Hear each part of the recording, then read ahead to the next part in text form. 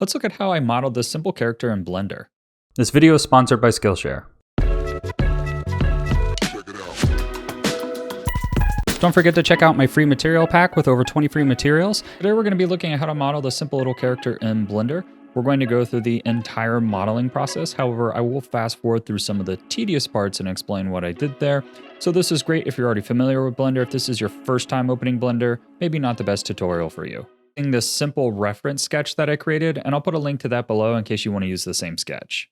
Now, I don't know why I do this, but I deleted the default cube, so now I need to add a new cube in here. Then what we're going to do is add a subdivision surface to the cube. I'm going to bump that up to 2, and then I'm going to use this to kind of start the base of the body. So I'm going to tab into edit mode here and scale that in just a bit, move that down to the bottom. Then I'll grab these top 2 vertices, bring that up to the top, and begin to scale that in. So we're just trying to kind of match the general shape. I'm going to hit Control R and add one edge loop here in the middle to give me a little bit more control. And then I can go ahead and begin kind of sizing these until I reach the proportions of the body in the sketch reference that I've created. So just pressing S and you can kind of scale in here and just move those points to where you need and drag those around, just kind of matching the silhouette. Great. Now you can keep playing with that and adding more edge loops and refining it if you want. There's nothing really special that I did here. I just kind of continually added a few until I felt like I had good control over the shape. So if you don't want to do the subdivision process, you can enable extra add-ons, which will give you this round cube option, and then you can choose a quad sphere, and that's the same thing that we just did in that first step. We're going to use this default quad sphere to create an eyeball. So we're going to tab into side view here in edit mode. We're going to grab the back half of the vertex, and then we're going to hit I to inset and Control to inset that outwards, which will give us that kind of eye shape you saw in the opening. Now you'll notice I had a bit of stylistic eye highlights, so I'm going to add another round cube, and I'm going to lower the resolution here just so we don't get too dense of geometry. And then we'll go into wireframe view here. We'll scale that down. We're going to move that forward, and we can delete the back half of this. Again, just unnecessary geometry. And then what we can do is just move this around and scale this to kind of place it in a more kind of stylized eye highlight manner. And what I'm going to do is do one big one, one little one, and then we can tab into side view, top view, and front view, and just kind of get this into place so that it's intersecting that geometry and not floating above it.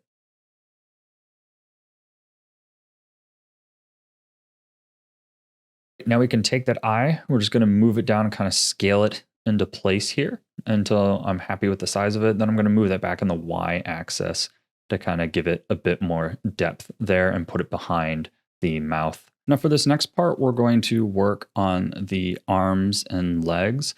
And I want a bit more flexibility than the round cube has to offer. I don't want to commit quite yet. So what I'm going to do is add a cube this time. And you can add a subdivision modifier. And a quick way you can do that is just pressing Control 1. And then what we're going to do is go ahead, scale this down, and we're going to move it off to the side over here to work on. I'm also going to turn on X-ray mode to make it a bit easier to see what I'm doing. So I'm going to go ahead, position this over here near the arm, and we're going to tab in edit mode and begin shaping this. So first what we're going to do is we're going to make it a bit skinnier. So we're going to go ahead, scale that up a tiny bit, and then scale it in on the X-axis from the front view. Then we can go into our side view here, grab these bottom vertices and scale those in on the Y-axis. We can add an edge loop with Control R in the middle, and then we'll go back to the front view, add one in the middle there to keep a bit more structure and scale that in on the X. And you can see how that gives us a fin shape, and if you want, you can continually begin to kind of play with this. I definitely tweak this a lot to kind of get something that I like, but that's the general shape of the fin, and we can kind of move on to the next section. So we're just going to go ahead and move this up to the shoulder. So I put my origin point at the top there, so just tab that, make it easy to kind of rotate and put there. Now what we want to do is we want to join all this geometry. So what we're going to do is start grabbing these individual pieces and applying the subdivision modifiers so that we can then select them all and put them together by pressing Control J. Apply a mirror modifier now. So in edit mode, what we're going to do is select everything on this half of the origin point. We're just going to go ahead and delete that. And then we'll go ahead and apply a mirror modifier, making this just a bit easier to work with as we move forward and add details.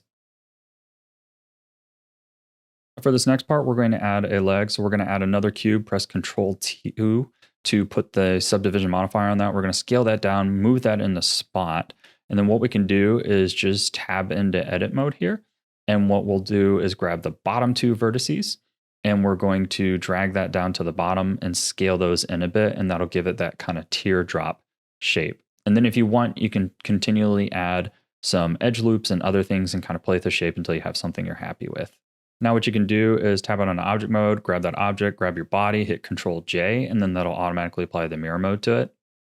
A bit about our sponsor. Skillshare is a great place to learn in 2022. It's where I got started learning design fundamentals. Skillshare is an online learning community with thousands of incredible classes for creators. Explore new skills, deepen existing passions, and get lost in creativity. They have classes on Blender, character design, productivity, cinematography, illustration, business, and more. I'm a top teacher on the platform, and I host several Blender courses focused on characters in Blender. It's a great place to start learning Blender, as I really focus on kind of the basics in these courses and trying to help level up. In my Your First 3D Animation class, I'll walk you through the process of animating your first 3D character. We'll cover the dope sheet, graph editor, and include free character rigs. This class focuses on the basics and it's made for beginners to Blender. It's curated specifically for learning and there are no ads. The first 1,000 people to use this link will get a 1-month free trial of Skillshare. Now, before moving on, this would be a great time to make any adjustments to the body. And I'm just going to go ahead, maybe change the size of the legs a bit, and then I'm actually going to tab into the body and give a little bit more dimension in the front and back end here, just to give it a little bit more appeal in its design. You can do whatever you want here. There's no wrong or right way. This next part's a little bit tedious. We're going to do the mouse, so we're going to add a cylinder here. And what we're going to do is give this a high resolution. You'll see why in a moment. And we're going to rotate this 90 degrees on our axis so that it's kind of facing our character and scale this into the size of the mouth. And we're going to use this with a Boolean modifier to kind of cut a hole in the mouth. And then we're going to have some topology to kind of fix to get that to work properly. So we can add a Boolean modifier above our mirror modifier, set it to difference, select our cylinder here. And then I'm going to go ahead and put fast mode on and then apply the mirror modifier and the Boolean. And now we'll have this kind of mouth shape, which you can see is really messy. So we need to fix this. Now the next part's a bit tedious here, but what we're gonna do is clean up this edge so we don't get these shading artifacts. You'll notice we have these just free floating vertices and we can go ahead and just dissolve those. I recommend deleting the inside of the mouth before doing this. It'll be a bit easier. And then what we can also do is grab these ones clustered up really close like this, and we can just do merge at center. I have that set to my quick menu, which is how I'm able to access it so quickly. And then after that, we're just going to go around the loop and try and fix as many of these as we can. As I said, I think it's a bit easier if you delete the inside of the mouth to see what you're doing, which I kind of do in the next step. And then what we're going to do next is extrude in the mouth. So if you go ahead, delete this back edge here, and you can take one last look at your kind of edge loop there, make sure that it looks a bit cleaner. Grab that edge loop and press E, and then just kind of scale inwards there until we get kind of a lip of the mouth there. And then what we can do is just continually do that and move it kind of inwards into the mouth. So we'll do a couple levels there. So I'm going to hit E again and then scale that inwards to further create the mouth. And I'm going to continually kind of move these back on the Y-axis. I'm doing a couple edge loops here in the beginning so that we can have a little bit more definition on our lip. But here I'm going to start scaling it in a bit larger and moving it back a bit further. Now, your topology around the edge doesn't need to be perfect. We're just trying to eliminate most of those shading issues, but some of those will be hidden under the texture, which is kind of fine if you're just doing simple still renders. So great. Now we kind of have this hole in the back that we need to fill. So we're going to go ahead, scale in one more time, then just take one last look before we do this last step. If you want, you can go ahead and dissolve some edge loops if you have any kind of outstanding ones that are causing shading artifacts. Honestly, it doesn't need to be too perfect here. You're just trying to avoid any major ugly artifacts that might appear. So you can go ahead and refine that a bit if you like before moving on to this last step. But I'm going to go ahead, grab this edge loop, search for grid fill, and that's going to give me this grid fill. And then what we can do is zoom in and we can grab some of these vertices that are getting a bit tight and kind of drag those out to prevent too much pinching there. You can see how that kind of lifts the shading out a bit for us. Head here, but go ahead and add a subdivision modifier to your object to kind of help smooth out some of these low poly cuts that we now have. And we're going to tab into sculpt mode. And if you grab the smoothing brush, you can take that kind of back piece there where we get those dents, and we can just go ahead and run over that a few times. And what that'll do is kind of help smooth that out. It's a bit easier than doing it kind of manually. Now, if you want, you can keep playing and deleting edge loops and things and dissolving those. I think getting it as low poly as possible is the best approach here, and letting the subdivision kind of add that extra division. You can see here things are looking a lot smoother. Again, you can keep playing with that until you get something you're happy with, but let's move on to how to make the teeth next. So for the teeth, we're going to use a cube, and what we're going to do is actually kind of merge some of these cube vertices so that we can create a triangle shape. So we'll create our cube, and we'll tab into edit mode there, and I'm just going to use the / to zoom in here, and I'm going to switch to vertex mode. And then what we'll do is we'll grab these two vertices here at the top, and we're going to use that merge at center command. And then we'll do that on the back ones as well. What that does is give us kind of a triangle shape that's been extruded. And then we can scale that in on the Y axis. And then if we go ahead and add a subdivision modifier to this, we'll get a bit of geometry around this. We'll go ahead, grab everything in edit mode here. And over here in the panel on the right under transform, you can actually turn up this crease weight, and then that'll make it so that a subdivision doesn't completely destroy our shark tooth. Then we can go ahead, scale this shark tooth down in and place it in the mouth. And I've put my origin point at the top just to make that a bit easier. And we can go ahead and then just begin duplicating that and moving that around the mouse until you have a full set of teeth that you're happy with.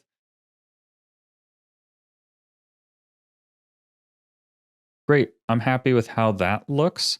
So let's move on to making the fin. So if you want to, you can grab one of these teeth and just make it a bit quicker and duplicate it and tab into wireframe view mode. And then we can actually just use this tooth as kind of our fin. So we can go ahead, grab that tooth, scale it up, and then just rotate it and move it into the back until we have a position for the fin that we're happy with.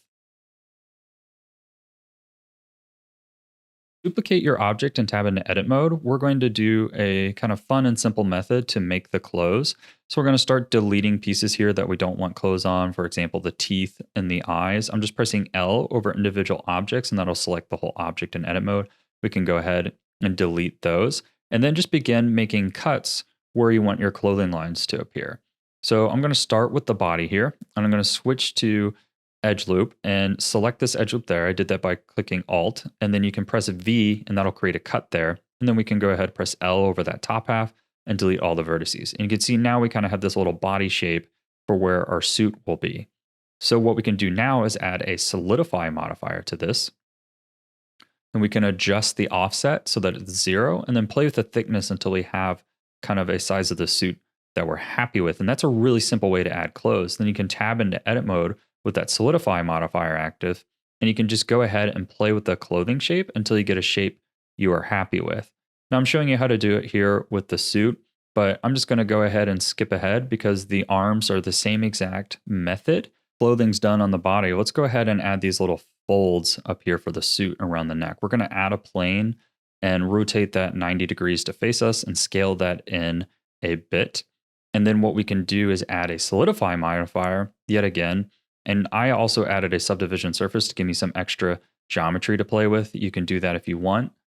Go ahead, grab this and kind of rotate this, get this bottom corner down here on the fold. And then I'm just going to move these vertices all around until I get them kind of in a position in a general shape of that fold. Then in the top view here, I'm going to go ahead and play with the thickness, add a little bit of thickness there, and I added a subdivision modifier as well. And then what we can do is with that extra geometry, we can tab into edit mode and rotate it and then grab some pieces and kind of pull them out so that they fit the shape of the body. Once you're done with that, you can go ahead, grab that fold, join it into the body, and then tab back into edit mode and kind of move this until it's in a good position for the mirror modifier. Great. Now I'm just going to play with this a bit more until I get something I'm kind of happy with. I'm going to go ahead and add an extra little cut there so that I get a little bit more contrast in the shape of my fold. Do whatever you want, find a design that works for you. Create the button, just add a cylinder and turn the geometry way down, and then we'll rotate that 90 degrees and scale it down to the size of a button. Now you could just add a bevel around this top edge here and add shade smooth. I went ahead and added a subdivision modifier, which was probably too much geometry, but it's okay. Overall, it's not too dense of a scene, so it's not really going to hurt performance too much. The tie is pretty simple using methods before. We'll go ahead and we'll add a little round cube with a lower geometry, and we can go ahead, scale that down in for kind of the neck of the tie. Next up, we'll use the same method as the folds for the tie. So we'll add a plane, rotate that, add a solidify modifier, and then just kind of scale that into position. I'm just going to fast forward because this is kind of a redundant process. You can also go ahead and just cut the tie short and hide the end of it behind the folds. And that's an easy way to kind of make it look like it's disappearing behind the shirt. Now, in terms of texturing, if you want this puppet wood material look that I have here, all you have to do is plug a wooden material into the principal BSDF or import one, and then you can just texture paint over the top of that. So that free material pack I mentioned in the beginning actually includes some wood materials that you can use for that. I already have a tutorial on the fuzzy fabric that you can follow if you want to see how I created the clothing materials. And then I also have a tutorial on texture painting if you're completely new to that as well. As usual, thank you for watching, and follow me at Southern Shoddy on Instagram or Twitter if you'd like to keep up to date.